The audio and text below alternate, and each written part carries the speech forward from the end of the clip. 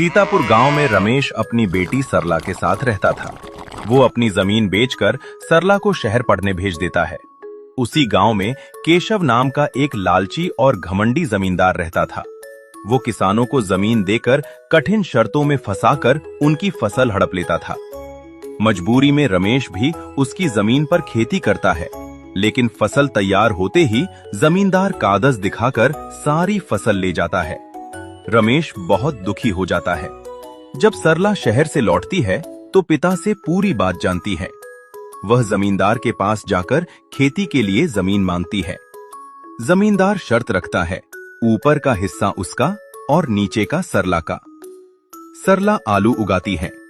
फसल के समय जमींदार हैरान रह जाता है, क्योंकि आलू नीचे उगते हैं और सारा फायदा सरला को मिलता है।